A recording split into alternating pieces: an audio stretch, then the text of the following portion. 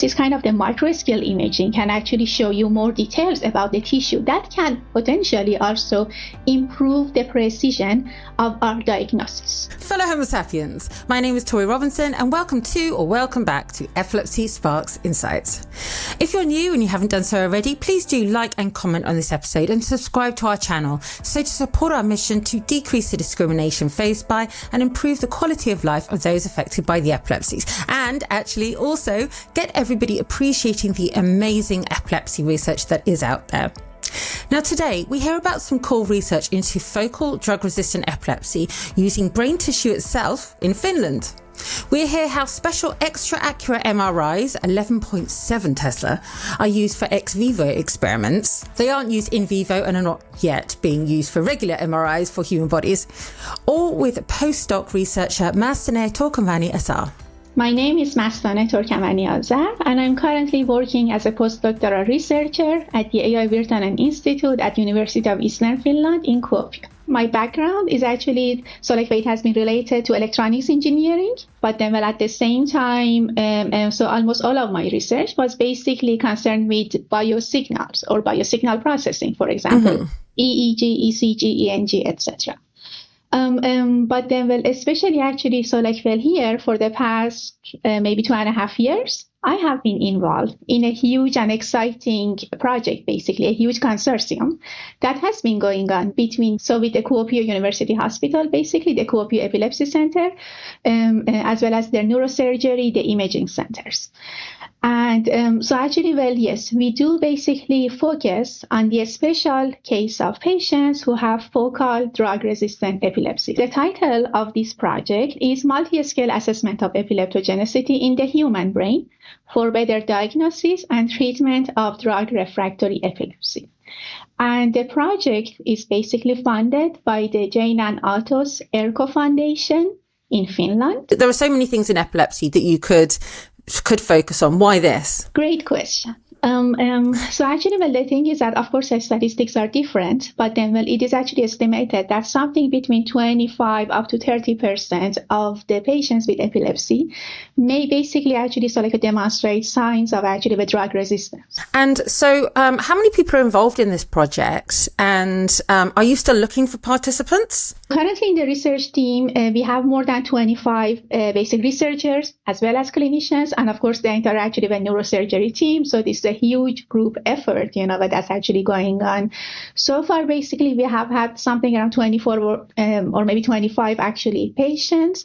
And then, yes, of course, actually, at the same time, the recruitment of the patient is actually going on, of course, depending on the pre-surgical evaluations. Give us the green light, to basically go with this patient. So far in the study, have there been any sort of results? I know you're kind of halfway through it, or you're only part of the way through it, but are there any indications or discoveries made so far? One of our main goals actually in this project was to basically improve the precision, as well as the specificity of the pre-surgical, neuroimaging techniques. And because of that, we have been successful in basically developing, as well as actually validating extensive actually sequences.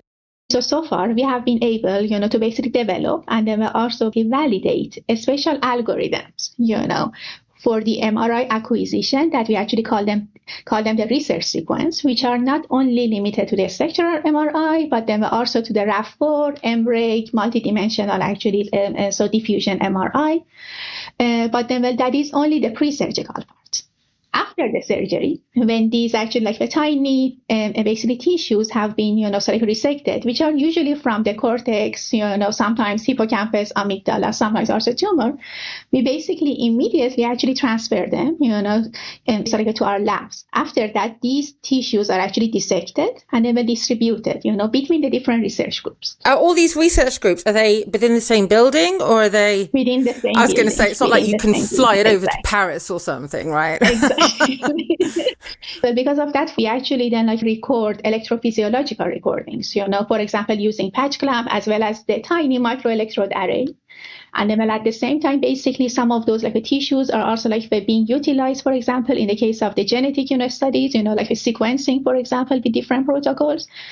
We also have microscale imaging using the MRI scanners, which actually have the field strength of 11.7 Tesla, which gives you amazing detail. Compare 11.5 Tesla to a regular MRI. So can you tell us that? At the basic, most of the clinical centers, hospitals, for example, around the world, so usually they're using the 3 Tesla MRI. Which is the kind of the standard, basically, clinical use, And if they're old MRI machines, they're often less. It would be, for example, a 1.5 Tesla. Yeah, I've seen ones that are 1.5 to... Yes. What are the discoveries? So after the MRI, we also actually performing histopathology, so then for example, these actually the tissues, they're being actually stained, and then after that, for example, scanned, using the bright field microscopy as well as with the electron microscopy. Because you see these beautiful pictures of neurons and stuff. Can you just tell us about that? In the case of the drug-resistant epilepsies, so actually then maybe, for example, some of the most common findings are, for example, the case of hippocampal sclerosis, as well as maybe, for example, focal cortical dysplasia, etc. And so actually each of these actually basically disorders, they actually will affect the shape as well as the structure. The shape of the tissue as a whole, or of the neurons, of the cells? The shape of the neurons, the glial cell, the astrocytes,